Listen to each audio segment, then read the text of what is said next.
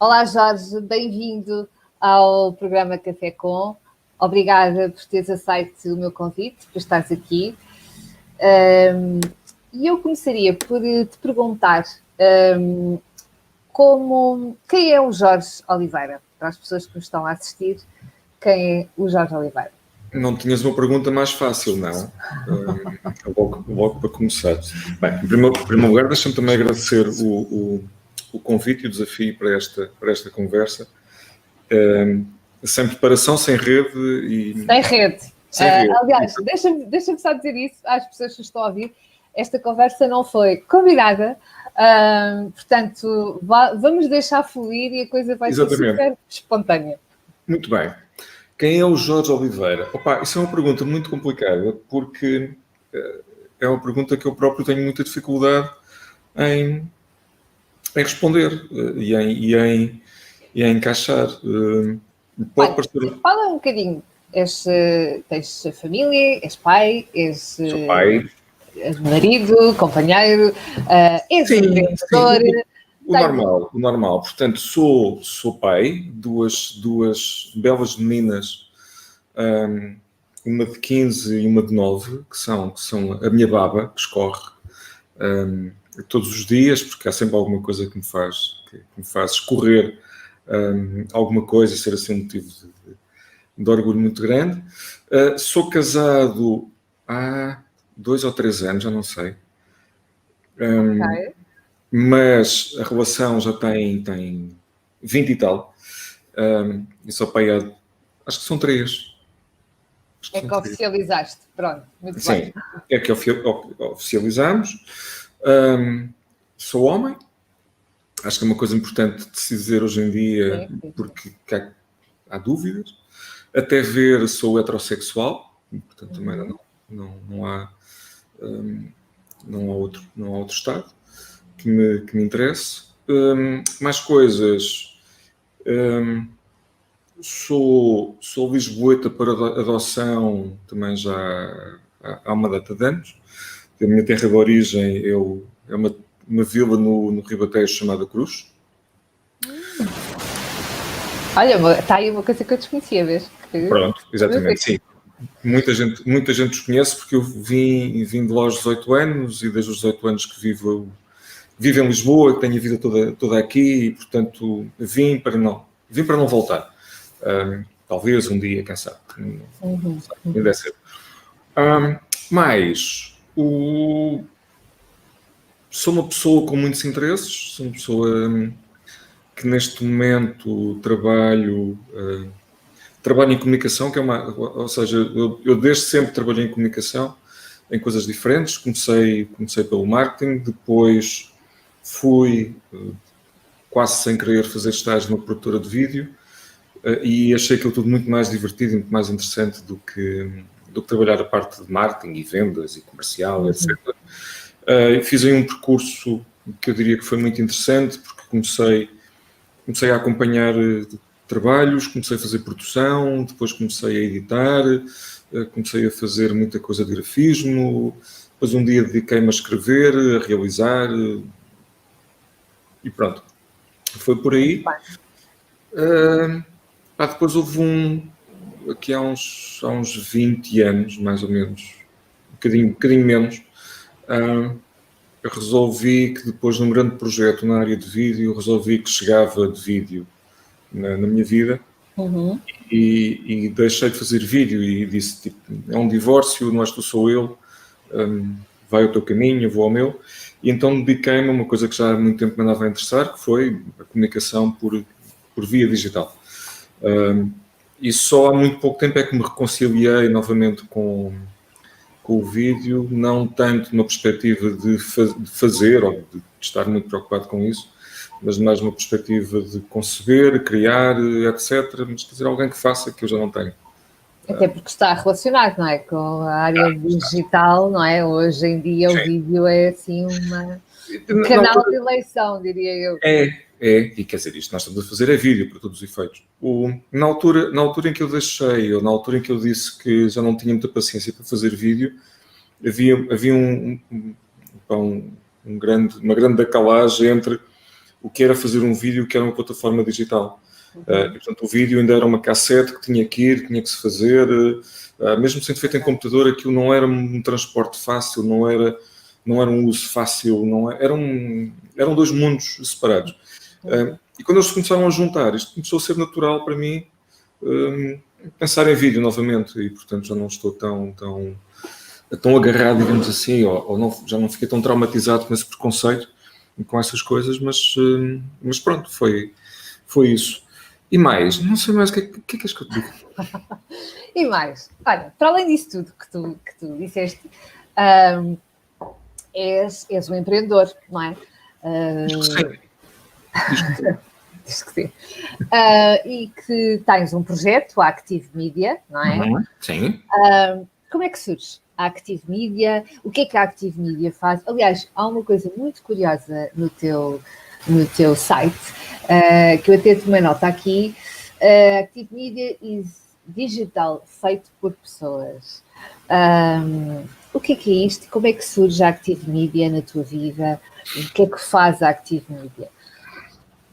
A Active Media faz exatamente isso, faz comunicação digital feita por pessoas e não por máquinas, porque nós temos um grande carinho por aquilo que fazemos e gostamos de o fazer também enquanto seres humanos e partindo do princípio que estamos ainda a falar com seres humanos. E isso para nós é um foco muito importante na forma como fazemos e como queremos fazer, porque nos vários projetos há sempre esta preocupação de do outro lado está alguém com quem eu quero passar uma mensagem, a quem eu quero dizer alguma coisa. E, portanto, surgiu um bocadinho da brincadeira essa questão do digital feito por pessoas, e isso é um bocadinho um chapéu para um conjunto de coisas que nós fazemos e que não são estanques, porque hoje fazemos isto e amanhã posso fazer outra, e o dia seguinte posso fazer outra, desde que estejam relacionadas com comunicação, design e plataformas digitais. Não que eu não tenha os desejos secretos de ter uma loja de revistas e ter uma revista e fazer algumas coisas físicas e mais analógicas. É? Quer dizer... É uma questão de necessidade também, de mexer com as mãos e fazer coisas. E, portanto, basicamente esse é o foco da Active Media. Como é que surgiu? Surge talvez por necessidade ou talvez porque tinha que ser qualquer coisa, porque quer eu, quer as minhas sócias, nós estávamos num projeto de televisão, que era um canal de televisão interno de uma instituição bancária portuguesa. Então nós passámos uma data de anos a fazer estúdio de televisão e a fazer produção de televisão, como se fosse um canal normal. Havia estúdio, havia edição, havia grafismo, havia guiões, havia não sei o quê, e aquilo era uma rotina muito forte, muito pesada. E foi no fim desse projeto, esse projeto acabou, nós estávamos numa agência multinacional em Portugal, o projeto acabou e nós olhámos, éramos 3 no departamento de televisão, olhámos uns para os outros e dissemos: o que é que vais fazer agora? O que é que vamos fazer? Sabíamos que havia uma data de coisas que não queríamos fazer, ou seja, não queríamos voltar a trabalhar em produtoras, não nos apetecia trabalhar em agências e havia de alguma forma um espaço no mercado para aquilo que nós queríamos fazer e para a experiência que tínhamos adquirido em gerir canais de comunicação internos. E vai daí, aliciados por um quarto sócio, lançámos a Active Media. E pronto, fazem outubro. Há quanto tempo, Jorge? Fazem outubro 18 anos. 18 anos. Portanto, vai ser maior, vai sair de casa. Pois é, agora é a maioridade, pois é. Portanto, vou ser chamado um dia deste a ir uma esquadra buscá-la porque foi apanhada bêbada num sítio qualquer. E portanto tem que ir buscar e tem que fazer alguma coisa com ela, tem que a mandar estudar em algum sítio, portanto vai ter que evoluir para algum lado, mas já lá vão 18 anos, portanto surgiu um bocadinho por aqui. Nunca houve uma vontade dentro de qualquer um de nós dizer assim, um dia eu vou ter o meu negócio. Nós protestávamos muito com a forma como éramos geridos, como algumas coisas eram decididas, muitas vezes não tínhamos autonomia. de alguma forma sentíamos que podíamos fazer melhor e, portanto, havia essa vontade. Mas nunca houve assim uma coisa desde pequenino de um dia vou ter uma empresa. Pois. Aconteceu. Aconteceu. Sim, okay. Sim. Olha, Jorge, esta conversa surgiu numa das newsletters que tu me enviaste e que tu escreves muito bem, deixa que te diga, e gostei imenso, e portanto houve ali alguma coisa na newsletter que me captou a atenção. Aliás, houve várias coisas, mas entre essas tu dizias lá, falavas sobre a questão da internet e até fazias uma pergunta: será que temos a internet que queremos? E será que somos tratados como utilizadores? E estou a citar as tuas palavras: somos tratados como utilizadores ou apenas como geradores de cliques? Qual é a tua opinião acerca disto?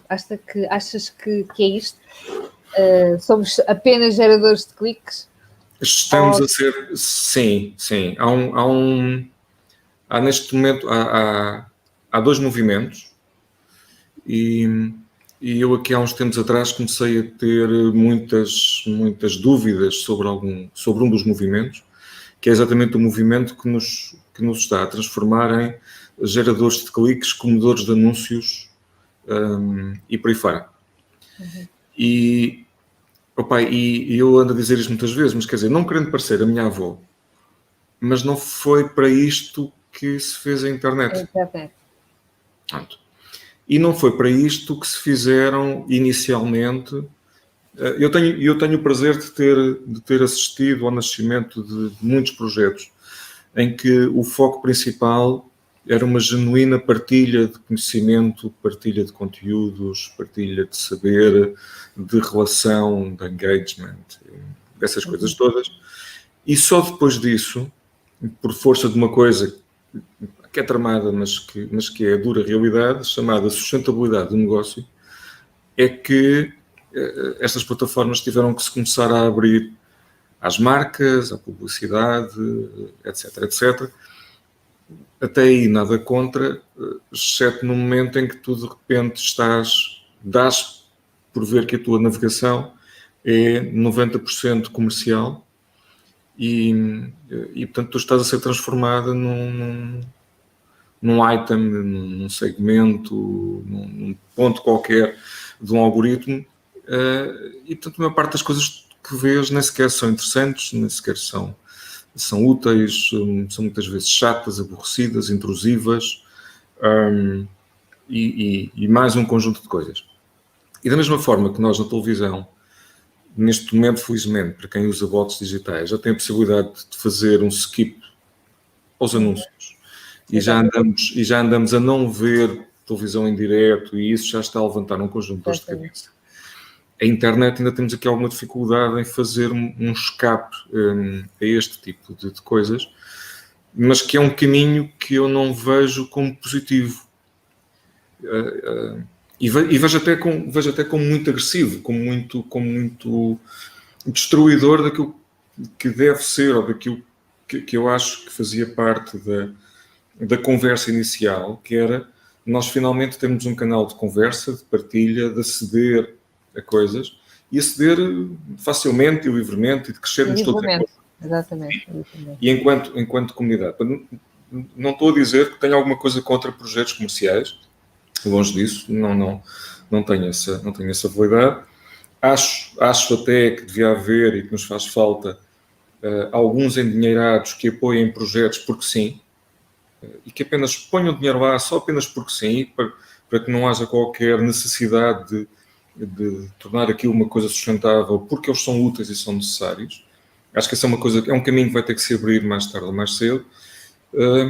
E começo a sentir, e depois começo a sentir também que há mais gente a pensar o mesmo e a alinhar no mesmo tipo de discurso, em que nós não queremos ser transformados numa máquina de cliques, num comedor de anúncios, num dado apenas, ou em informação que alguém nos sacou de alguma forma, muitas vezes sem nós sabermos, para nos transformar nisso.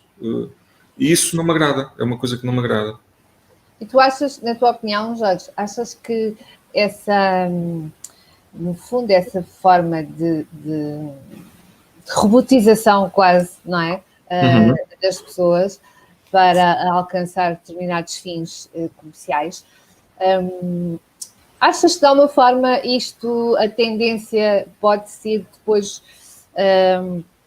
portanto, reverter-se isto e tornar-se a coisa mais humanizar, digamos assim, a internet, voltar àquilo que foi a intenção inicial, não é? Eu acho que acima de tudo, e aquilo que eu tenho acompanhado em alguns fóruns e em discussões e algumas leituras, etc., que às vezes há um bocado esta coisa de que, ok, ele está a ficar na barricada do contra e do não quer. Não, eu adoro a internet, adoro a facilidade da internet, eu adoro... e até aspiro por outras coisas, não é? Ou seja, agora não tanto, mas no tempo em que nós andávamos na rua livremente e que tínhamos reuniões físicas e tal, eu adorava que a minha agenda falasse com a minha aplicação do Uber e que me mandasse vir o carro 5 minutos ao tempo útil antes de eu ir à próxima reunião, para eu não ter que estar a fazer esse tipo de coisa. Então, ou que de repente eu vá, que o meu frigorífico possa falar com a minha lista de compras e dizer, olha, não tens leite, não tens pão, olha, a tua mulher convidou gente para jantar, se calhar tens de passar em algum sítio, vai jantar. Há um conjunto de coisas de conveniência que nós gostamos muito de ter e de praticar, etc. E são completamente fáceis e que eu quero, não é? Ou seja, eu quero essas coisas. Facilitam-nos a vida, não é? Eu quero toda a conveniência, toda a facilidade que nós ganhamos, que temos hoje em dia, de partilhar coisas, de mandar, de fazer, etc. Eu quero tudo isso, não tenho nada contra isso. Aquilo que eu efetivamente quero é que isso não esteja de tal forma agarrado a outros pressupostos, em que de repente a livre fruição de conteúdo e de informação fique cerceada apenas por interesses comerciais. Ou que não é o dizer que, eu quero um Netflix de grata. Não, eu pago Netflix, eu pago Spotify, eu subscrevo livros, áudio noutras plataformas, porque eu conheço que aquele autor, aquele conteúdo tem uma qualidade, tem um interesse para mim, portanto eu pago para ter acesso a essas coisas. Mas às vezes querem que eu pague e que pague com os meus dados coisas que não têm qualquer utilidade para a minha vida e que não têm qualquer qualidade até. Não é? A quantidade de vezes que eu subscrevo alguma coisa, descarrego um e-book e quando abro aquilo não vale sequer o espaço que está a ocupar em servidor, quanto mais os dados que eu tive que dar para obter aquilo. E isto é que é uma coisa que começa a ser chata, não é? E aborrecida. Mas sim, nós temos que humanizar mais isto, nós temos que separar um bocadinho mais o trigo do joio. E também perceber que os utilizadores não são estúpidos. Eu acho que muitas vezes há esta coisa de vamos criar isto com estas dificuldades, porque assim as pessoas vão ter que fazer isto, aquilo e o outro. E quando a pessoa que faz isso e que nós lhe perguntamos se fosse contigo, como era? Eu não. Assim que me pedem, vou-me logo embora. E portanto voltamos àquele velho princípio que é não faças aos outros o que não queres que te façam a ti. E isso é que eu acho que vai ter que mudar e que vai ter que levar aqui uma volta qualquer. E teremos nós, às tantas, que a forçar. Ou seja, quer não praticando, quer promovendo um bocadinho esta visão. E às vezes também colocarmos há uma questão, e eu sinto isso no trabalho que faço com as empresas, que é um bocadinho também essa questão e que tu falaste, saber colocar na pele do outro, não é? A questão da empatia, portanto, sim, na perspectiva do outro, como é que seria? E eu acho que faz falta trabalhar esta questão da empatia, colocar-me na pele do outro, como é que, na perspectiva dele, como é que ele veria, não é? E isto passa, lá está, aquilo que estávamos a falar, pela humanização. E humanizar é isto, é criar a empatia, não é? Sim. Assim, nós, em termos técnicos, nós designamos muitas vezes as pessoas por utilizadores. Mas também já há algumas correntes que dizem que o utilizador é curto, não é? Ou seja, efetivamente está ali uma pessoa, está ali uma audiência, e a audiência acaba por ser, muitas vezes, um termo um bocadinho mais carinhoso e mais do que o utilizador. Se não o utilizador é uma pessoa que usa. É muito técnico, não é? É uma coisa muito técnica. O tipo que faz, que usa. Não, nós de facto somos cidadãos digitais também, e eu não vejo com bons olhos que o tratamento que me é dado digitalmente seja diferente do tratamento que me pode ser dado analogicamente. Não é? Ou seja, eu para entrar numa loja qualquer e na rua, não tenho uma pessoa à porta a perguntar-me o seu e-mail, como é que se chama, o seu nome, o seu telefone. Não tenho. Não é? Acabei de ler um livro muito engraçado a semana passada, onde ele dava um exemplo, exatamente por causa de algumas questões que acontecem muito e que toda a gente sabe, não é? Tu vais pesquisar por um par de botas num site e depois vais ao site a seguir e de repente tens lá o par de botas. Exatamente. E aquilo chega a ser assustador, não é? É assustador. Assustador.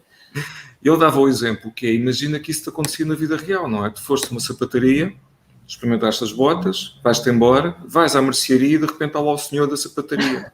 Com as botas. Não queres as botas? Não é?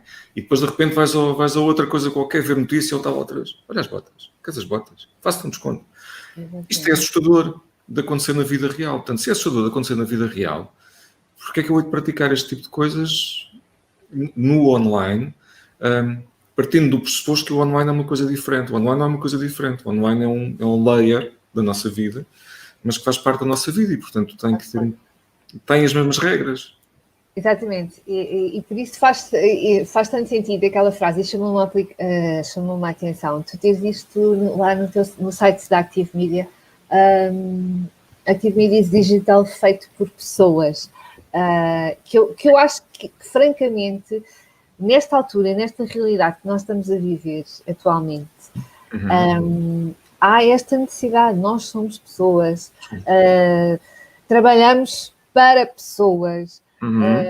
Portanto, com pessoas, há essa necessidade de voltarmos a ser pessoas e voltarmos a esta ideia da humanização. No fundo é isto. Sim. E faz todo sentido. E achei muito curioso tu teres isso lá no teu site. Esta frase que eu achei genial mesmo. Achei mesmo muito, muito interessante teres isto, porque vocês, no fundo, a vossa atividade é digital. Portanto, ter esta preocupação é mesmo, achei genial. Boa.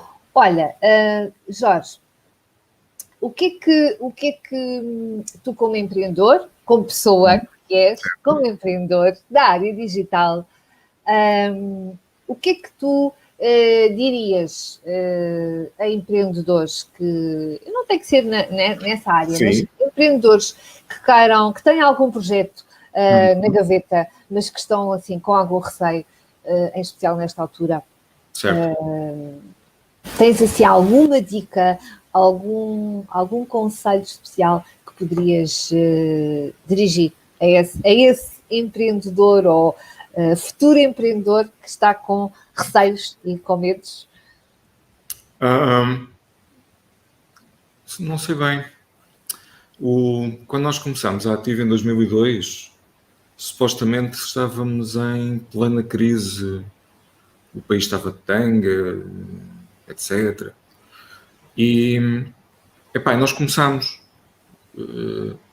Não foi fácil, obviamente não foi fácil, mas foi feito e tivemos, quer dizer, houve sempre aqueles dias em que de repente havia reuniões e a malta dizia, tipo, pronto, é hoje, acabou. Não vai dar.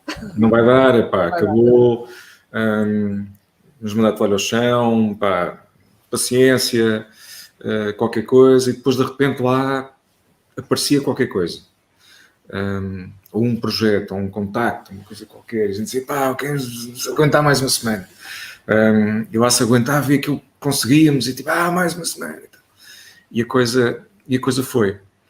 Mas é tramado, ou seja, costuma-se dizer muitas vezes aos empreendedores que epá, que sim, temos que ir para a frente, que temos que ter coragem, que temos que ter capacidade, temos que ter muita resiliência. É a nossa, a dos outros, a mais alguma, é uma coisa que temos que engolir alguns sapos pelo meio. Gordos e vivos, às vezes. Alguns vivos, etc. Outros não.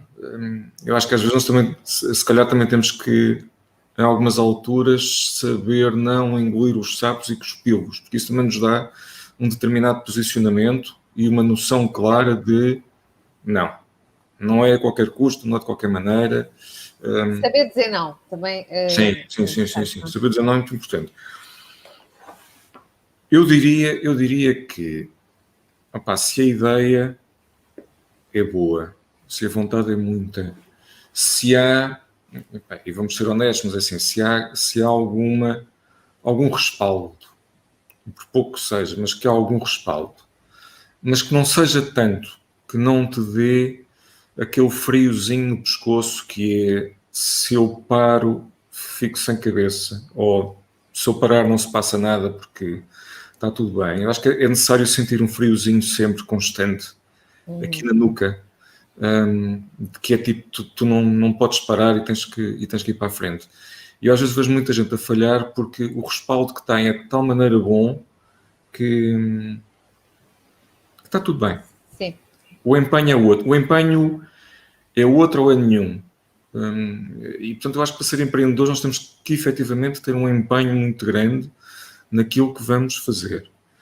E também, em determinada altura, teremos que ter a capacidade de parar, olhar, e sem medo, dizer, não deu. Sim, claro. Falhei. Errei. Não correu bem. E não é dizer, é o mercado, foi os outros, não, não consegui. E portanto temos que parar. Acho que isso é uma coisa que também tem que... Acho que não deve haver medo disso. É duríssimo. Não é? Ou seja, se chegares a um ponto desse, é uma coisa que é duríssima. Mas acho que não deve haver medo, porque às vezes há coisas que se insistem e aquilo já se sabe que não há nada. Há outras que se insistem porque sim, aquilo vai ser. E portanto nós temos que existir e persistir e manter. Mas é preciso alguma dose de parvoíce, de racionalidade e de sei lá mais o quê. Eu acho que sim. Para ser um empreendedor tem que ter, assim, alguma dose de prejuízo. E eu diria até alguma dose de loucura às vezes, não é? De inconsciência total.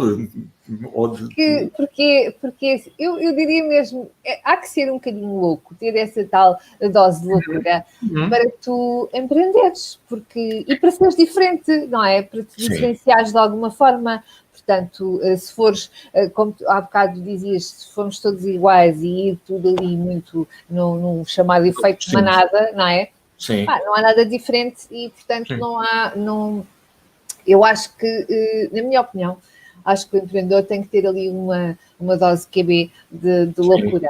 Sim, tem. Ainda para mais no nosso país, digamos assim, em que muitas áreas têm de tal forma restrições, condições, mais tudo o resto, que às vezes não ajuda, mas que também, isso também não tem que ser desculpa. Eu acho que se tens de facto uma ideia, se tens uma vontade, ou se estás naquele ponto que é, efetivamente, tu dizes assim, estou farto de trabalhar para este tipo ou para esta tipa, não interessa. Só vejo as neiras, não estou alinhado com os valores e os princípios desta coisa. Tenho pessoas que reconhecem o meu valor e que, portanto, porque é que eu estou aqui a menorizar-me, a aborrecer-me, a chatear-me, a dar o meu precioso tempo a um palerma qualquer, quando eu tenho a certeza que tudo aquilo que sei, toda a experiência que tenho, todo o know-how que tenho, eu vou fazer ao lado, fazer diferente, fazer melhor e fazer o meu caminho. E sim, se essa vontade é muito grande, é tipo, despeçam-se, reduzam os custos mensais ao máximo, atirem-se de cabeça e agarrem-se com unhas e dentes e sintam sempre aqui Um friozinho, como tu dizes. Um friozinho, sim. Tem sempre que haver ali um friozinho ali atrás para tu não poderes parar. Senão... Esse friozinho, se calhar, é o combustível, não é? Que nos faz agir. Olha, tem que ir para a frente. Não, acho que é mais que o combustível. Porque o combustível tu tens. Não é? O combustível está dentro de ti. Mas há uma altura em que o combustível quase que esgota, ou quer esgotar, ou quer não sei o quê. E se tu não sentires isso, se não tiveres essa coisinha, tu podes muito facilmente desistir. E mais uma vez, não há mal nenhum em desistir. Okay? É duro, mas não há mal. Mas tu podes facilmente desistir. Ou, pronto, boa coisa. Não há nada de mal nisso. Sim. Ou então, se calhar esse friozinho é um bocadinho o oxigênio que nós temos que meter no motor. Eu não percebo nada de motor de mecânica, mas sei que o oxigênio é importante para a combustão. Para a combustão. Pronto. E isso é importante, ou seja, esse friozinho é importante para a combustão. Se não o tiveres, de repente a combustão está morna, não é? Portanto, vais a 10 a hora, vais andando. E essa coisinha aqui atrás é uma cena que obriga. Esse friozinho, Jorge, será aquele medo que às vezes tenho medo tenho medo de avançar, tenho medo das coisas não correrem bem, não darem certo? Pode ser o medo, pode ser o medo de falhar, que é terrível, porque normalmente quando quem vem empreender ou quem se dedica a uma coisa destas, de alguma forma tu estás a fazer um statement. Não é? Tu estás a dizer, tipo, eu agora sou grande e vou brincar com os grandes. Vou comprar umas calças e umas botas grandes, vou ser grande.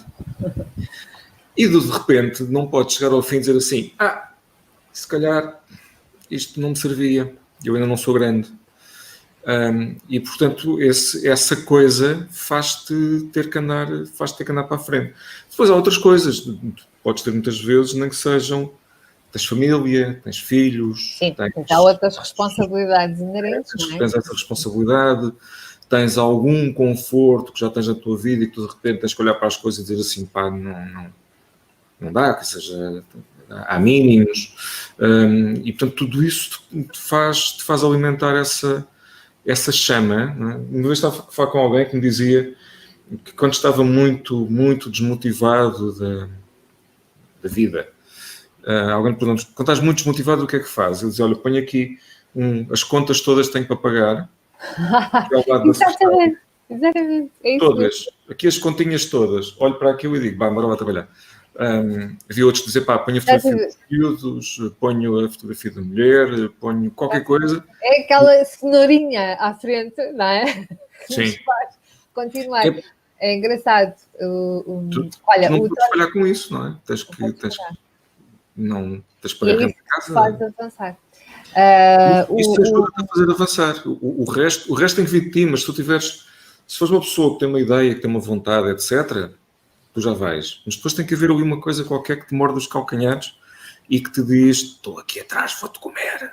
E tu exatamente. Sabes que o Tony Robbins, tu deves conhecer, ele diz uma coisa que é isso mesmo, aquilo que nos faz avançar, aquilo que é o que ele chama o Big Why, não é? É o grande porquê. Sim. Quando tu sabes o teu grande porquê, ou quando te sentes desmotivado, quando estás assim naqueles dias menos... que ninguém está sempre motivado todos os dias, não é? Portanto, há dias menos bons. E quando estás num dia desses menos bons, é pensar no teu grande porquê. O que é que me faz agir? O que é que eu continuar me vai trazer, me vai proporcionar, não é? E às vezes é isso. É no que é que me faz agir. Pode ser as contas, como essa pessoa.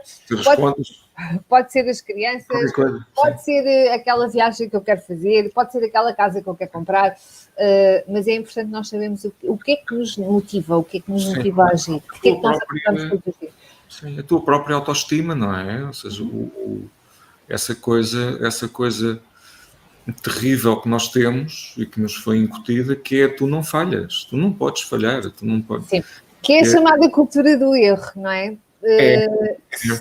E tu não achas que se nós mudarmos um bocadinho esse paradigma do erro, por exemplo, há bocado falavas no desistir, E se nós mudarmos aí um bocadinho o paradigma do desistir, encarares o desistir como um falhar, se tu encarares o desistir como, olha, isto foi um caminho que não está a ter o resultado que eu quero, portanto vou mudar aqui o caminho. Certo. E não tanto aquele peso do falhei, olha, vou desistir, sou um falhado ou sou uma falhada, não consegui empreender ou levar o meu projeto à frente. Foi um caminho que produziu aquele resultado, produziu o resultado, não foi aquele que tu querias. Sim. Não é? Eu acho que também passa um bocadinho pela nossa... E a nossa sociedade é muito cruel em relação ao erro, não é? Não é tolerável o errar. Somos muito... somos tramados, quer dizer, somos todos tramados com isso e muitas vezes connosco próprios sobre essa questão. Eu às vezes há coisas que falho e é tipo pessoa... a pior pessoa para mim mesmo. Somos sempre os piores inimigos. É terrível. Há dias só apetece bater-me a um e ao outro, não é? Tenho os dois aqui a brigar e tenho que bater num e no outro. O que é um e o outro? É o Jorge patrão e o Jorge funcionário? Às vezes também tenho dessas, sim. Não, às vezes a questão do... O Jorge que falhou e o Jorge que diz que não podes falhar e o outro que está aqui no meio a dizer, tenham lá calma. E estão os dois a apaziguar a coisa. Mas eu acho que sim, eu acho que nós devíamos e podemos de alguma forma amenizar de facto essa questão do falhanço e acima de tudo olhar para ele depois com outros olhos, que é, eu falhei, ok. O que é que eu fiz que não devia ter feito? O que é que eu fiz que devia ter feito de outra forma? O que é que eu podia ter evitado? O que é que eu não devia ter evitado? Essa é a primeira introspecção que nós temos que fazer. E depois aprender com isso. E aprender com isso, sim. Pronto, e se é preciso mudar o caminho, muda-se o caminho, muda-se o rumo, ajusta-se qualquer coisa. Mas às tantas sem esse medo de dizer, olha, posso ter asneiras? Não. Podes ter asneiras. Está à vontade. Aquele dia que tu dizes, olha, fiz merda. Pronto. E fui eu. E portanto, depois para amenizar, não é? Mas ele também não fez e o outro também. Bem, mas... Isso é fácil, não é? Culpar o país, culpar o governo, culpar não sei o quê, o mercado, o tempo. Mas temos que fazer isso. E depois corrigir ou procurar outra coisa. Ou ir por outro caminho, não é? Ir por outro caminho, fazer outra coisa. Olha, Jorge, sim. A propósito disso, e para finalizarmos aqui a nossa conversa, quando obstáculos surgem, que eles estão sempre a surgir, não é? Desafios ou o que quisermos chamar, tu tens alguma dica em especial ou alguma estratégia que tu pratiques e que possas partilhar aqui e até inspirar alguém que esteja agora neste momento com algum obstáculo na sua vida de empreendedor, na sua vida pessoal e que possa seguir essa tua dica? Sigo vários princípios ao mesmo tempo. Ok. E que vão resultando. Primeiro, a velha história de como é que se come um elefante. Às fatias. Portanto, qualquer coisa pode ser fatiado, cortado em bocadinhos, vai um bocadinho de cada vez. Às vezes o problema é que temos 4 ou 5 elefantes, mas pronto, isso é outra história. E depois já vamos. Mas tipicamente há um grande desafio, um pequeno desafio, o que seja, as coisas se forem partidinhas, ou segmentadas ou divididas, são mais fáceis de resolver. E às vezes acontece que resolvendo uma coisinha, nós acabamos por resolver muitas. E isso obriga-nos a ter alguma perspicácia no que é. É um bocadinho aquela história da bomba, não é? Qual é o fio ou qual é a coisa? Às vezes tens um acumulado de problemas e de coisas e de não sei de quê, e aquilo está tudo, vai tudo morrer e o mundo vai acabar e tal. E às vezes é uma pequenina coisa que precisa só de ser tipo pique e o resto desaparece. E portanto, às vezes, quando nós dividimos o problema em fatias, há uma altura em que chegamos a uma das fatias E é tipo, espera, esta é tratar dela e resolver. Exatamente, sem dúvida. Pronto. Eu também costumo dizer isso aos meus clientes quando estamos a trabalhar para um objetivo, ele parece muito grande, não é? Mas se formos dividindo por metas, não é? Exatamente. E às vezes é isso, é tipo, uma coisinha de cada vez. Isso leva-nos depois também a um outro princípio que eu muitas vezes gosto de seguir perante elefantes que às vezes são de facto tramados de dividir ou que estão impossíveis. Foi uma coisa que um cliente me ensinou há uns tempos atrás. Alguém que trabalhava na organização dele tinha duas caixas em cima da mesa e uma dizia o tempo resolve, a outra dizia o tempo resolveu.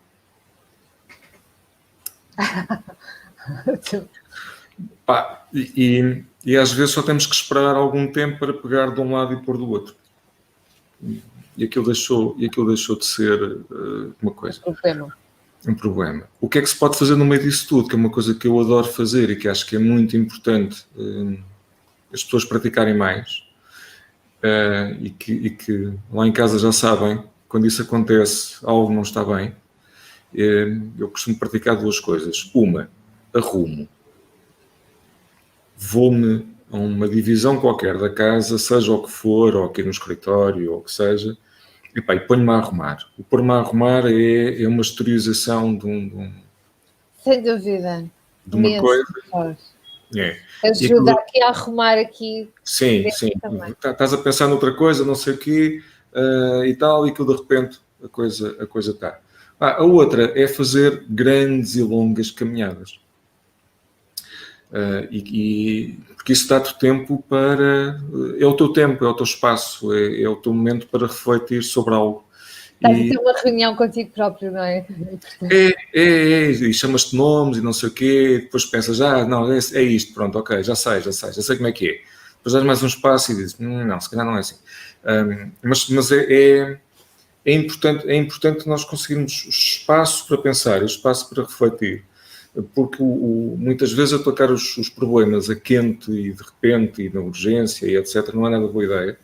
E portanto, digamos assim, são três linhas orientadoras. Sim, exatamente. E essa, em particular, essa última que tu disseste, criar um distanciamento, não é? Para ver a coisa noutra perspectiva, um bocadinho mais de longe. Ajuda muito. Sim. Passear para o campo, na cidade. Eu gosto muito de andar e, portanto, corro a cidade toda a pé, não tenho questão com isso. Boa, deixa-me acrescentar uma coisa que se calhar não é tanto na dica dos problemas, mas se calhar para outras coisas. Há um outro princípio que eu adoro, porque a minha vida tem sido sempre isso, que é aquela questão, em inglês diz serendipity, em português aquilo está um palavrão, serendipidade, uma coisa qualquer que não tem palavrão nenhum. E o serendipity... E que ninguém quer dizer. Quer dizer que, às vezes, nós andamos à procura de uma coisa e encontramos outra. Sem dúvida. E é gira. Ou pode ser gira, ou pode ser interessante. E às vezes melhor até que o outro que nós... E às vezes até melhor do que coisas. E, portanto, para quem empreende, que às vezes as pessoas estão muito agarradas a planos. O plano é importante, mas é um bocado como dizia o Asterix na Sicília. Então como é que aqui se fazem eleições? A gente vota nas urnas, pega nas urnas, manda para o mar e elege quem quer. Os planos servem um bocado como o mesmo. A gente faz o plano, pega no plano, deita fora, segue. Pronto. Já fez, está feito. Sim, e agora? E vamos à nossa vida. E às vezes é muito importante nós termos esta capacidade de abertura para nos depararmos com coisas e de repente aquilo poder dar outra. Sem dúvida, sim. O plano serve para... eu acho que o plano é importante, mas também sou adepta de... O plano é importante, mas para termos isso, para termos uma linha orientadora, não é? Mas também serve para nós olharmos para o plano e dizer, olha, espera lá, isto já não faz muito sentido agora pôr aqui, se calhar vou pôr isto mais lá para a frente, ou vou retirar mesmo. Portanto, serve para isso, sim, para até redirecionar ou olhar e que não faz sentido. Sim, os planos têm um problema que têm um prazo muito dilatado, a maior parte das vezes. Eu quando penso nos planos da minha vida, aliás, já vamos ser muito pragmáticos, todos nós tínhamos imensos planos para 2020. Exatamente. Lá se foram os planos. Levámos um murro na boca e agora o plano não serve para nada. E agora? Agora é refazer. Agora é refazer. Portanto, é importante, há um caminho que nós queremos fazer, há um objetivo que nós queremos atingir, há uma visão que nós temos. Uhum. Como é que lá vamos chegar? Vamos fazer por chegar lá, portanto, há um conjunto de coisas que vamos fazer, etc. Mas tento não me agarrar muito, porque depois é isto, vem um Covid, manda-te 2 murros na boca, e diz, e agora? Ora, agora nada. Agora tenho a equipa toda em casa, a trabalhar alegremente, tive que fazer remodelações em casa para comportar secretários e computadores e não sei o quê, tive que ajeitar, e andamos todos aqui a brincar, mas o foco, o propósito, a visão, o que queremos fazer, essa não nos larga, essa não há Covid que a mate. A forma como é que nós vamos chegar, se calhar até vai ser mais interessante desta forma. Porque é que eu hei de ter aqui uma sala ou 2 com 10 pessoas a virem transportes todos os dias, a estarem aqui das 10 às 6, a não sei o quê, às vezes aborrecidos por estar de chuva e agora estão em casa de pantufas, de pijama, trabalham na mesma, comem melhor, porque estão em casa, não andam transportes, não põem o planeta. Não... E há em certas empresas até a produtividade aumentou. Olha, eu tenho um cliente que está numa empresa, olha, a Sonai, que tem muita gente em casa a trabalhar e que a produtividade daquele setor aumentou significativamente. Eu sinto o mesmo, eu sinto que tenho a equipa mais produtiva. Há uma coisa interessantíssima que é nós, presencialmente, o horário é uma coisa, não é? É uma coisa que vai boiando. E agora é engraçado, porque todos os dias, tipo, entre as 9 e as 9h30, está toda a gente a dizer bom dia na nossa plataforma de comunicação interna. Eu não obriguei ninguém a estar lá às 9, 9h30. Não, tipo, está tudo bem. E a meio da manhã há um que diz, vou a yoga, vou escalar, não sei o quê, eu próprio saio daqui e vou ao ginásio. Portanto, estamos à vontade e organizamos. Mas ninguém lhes disse que eles tinham que estar às 9h30. Mas estão, e às vezes até mais cedo.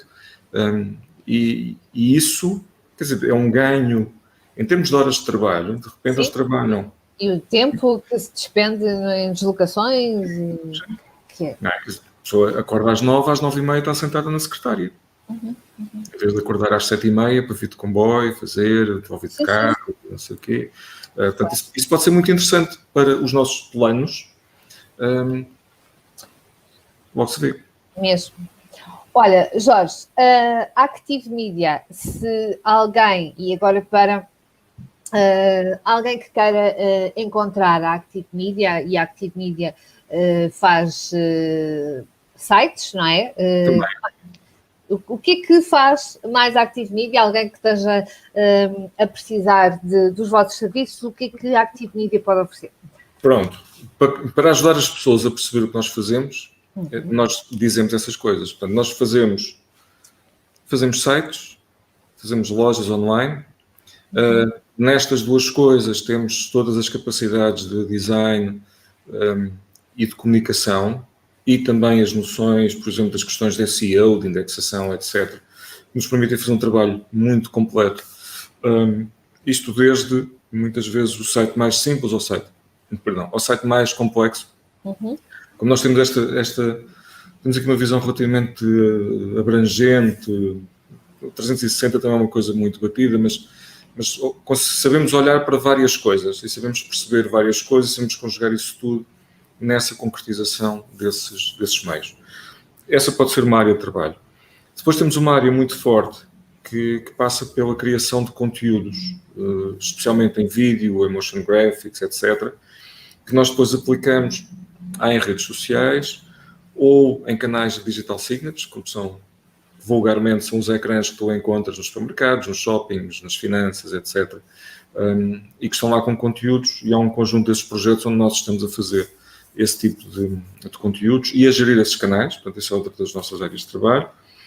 Isso levou-nos recentemente a voltarmos a trabalhar na área da formação online, porque também com o lançamento de novas plataformas e com este nosso know-how, lá está, mais uma vez, recuperando o nosso know-how de produção de vídeo, da escrita, da criação, da produção, etc., nós temos muita facilidade em que o cliente nos entregue um dossiê técnico e que diga: eu quero transformar isto num curso de formação, então sei os capítulos, sei a estrutura, agora transformo isto numa coisa que se diga, que se veja, que se trabalhe. Portanto, é uma outra área onde nós trabalhamos. E depois, assim, um bocadinho, que acaba sempre por conjugar isto tudo. Nós temos feito cada vez mais aquilo que chamamos os projetos de UX Design. Ou seja, tu tens uma necessidade de criar uma plataforma, uma app, uma coisa qualquer, que vai completamente de encontro àquilo que é a necessidade do utilizador final. E, portanto, nós aí temos feito parcerias com empresas de desenvolvimento informático, muitas delas, empresas de IT pesadas, mas que precisam ter esta visão do design e de alguém que lhes diga como é que a coisa funciona, como é que esta pessoa faz esta funcionalidade do ponto A até o ponto Z, sem se aborrecer, sem se chatear, sem gerar erros, sem ter muita necessidade de formação e que possa realizar um conjunto de tarefas. Fizemos há muito pouco tempo um projeto destes, por exemplo, com a CP, em que nós desenhámos a aplicação que os revisores usam hoje em dia para vender e validar bilhetes. Foi um processo muito engraçado, porque tivemos que fazer workshops com os revisores, perceber as dores deles, perceber os dramas, etc. E depois desenhámos aquilo tudo, e depois foi feito em parceria com o Fujitsu, e eles fizeram o desenvolvimento depois de toda a app, mas nós entregamos a visão do design. E isso são projetos muito engraçados, porque há pouco tempo andei de comboio, encontrei um dos revisores, meti-me com ele, e depois fomos tomar um café. E ele disse-me: já não vim de comboio, vim mais a flutuar, com as coisas boas que ele disse, mas isso para nós é um prazer de trabalho, porque é uma conjugação de várias coisas, e de saber que no final do dia alguém teve uma vida melhor porque nós contribuímos para isso. Pronto. Basicamente podem ser as coisas concretas que nós fazemos. Olha, queres dizer então o site e as redes sociais que as pessoas podem... Vai aparecer depois aqui em rodapé, mas de qualquer maneira pode dizer o site, porque depois no site está tudo, que é mais fácil do que estar agora aqui a dizer. O site é activemedia.pt. Estamos nas redes sociais. Instagram e Facebook? Instagram, Facebook, Twitter, LinkedIn, há um canal do YouTube, há um canal no Vimeo. Aqui em rodapé, todas essas redes onde as pessoas podem encontrar a Active Media. Mas o mais interessante neste momento, onde nós gostamos mais onde está o nosso foco e onde temos publicado coisas mais engraçadas, é no nosso blog, que também encontram dentro do site. Temos lá um blog e todas as semanas tentamos publicar alguma coisa que seja de interesse para as pessoas. Sim, e coisas muito interessantes, porque eu refiro. Obrigado. Ok, Jorge, olha, muito obrigada por esta agradável conversa que tivemos aqui. Mais uma vez, muito grata por teres aceito o meu convite para estar aqui no programa Café Com. E vamos falando. Um beijinho muito grande. Subscrevam o canal. Vão ver o site da Active Media, de certeza que encontram lá coisas muito interessantes e que podem ajudar no vosso negócio, na vossa vida. Obrigada, Jorge, mais uma vez. Um grande beijinho. Obrigado, eu. Beijinhos. Tchau. Tchau, fica bem. Também.